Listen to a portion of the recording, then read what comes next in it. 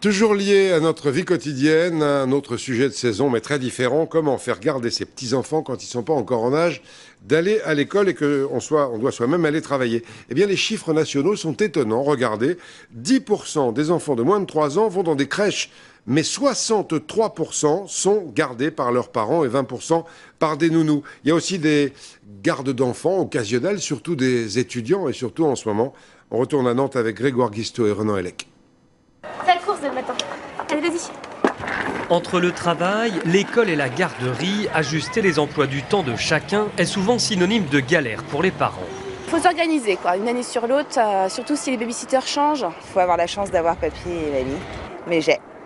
Donc mercredi et samedi, parce que je suis commerçante, j'ai papier et mamie. Et pour les autres, il faut partir en quête d'une babysitter. La plupart du temps, des étudiants motivés. On travaille tous les deux, donc voilà, les vacances scolaires, les mercredis, puisqu'il ne va pas à l'école le mercredi, et on travaille le mercredi, et puis les soirs, quand nos horaires dépassent le périscolaire. À Nantes, des soirées de speed dating sont organisées. C'est pour la ramener à la maison. Parents et candidats se rencontrent directement en face à face pour des entretiens express. Là, on a le contact direct avec les parents, donc forcément, déjà, on sait tout de suite si on correspond ou pas. C'est là qu'on voit qu'il faut être très flexible et cumuler les études et le babysitting, c'est pas forcément possible. En tout cas, le babysitting a bien changé, fini les paiements liquides, désormais l'activité est encadrée et très réglementée. La rémunération, c'est 7,37 € net de l'heure. En fait, c'est basé sur le SMIC horaire, c'est le minimum à rémunérer pour un jeune.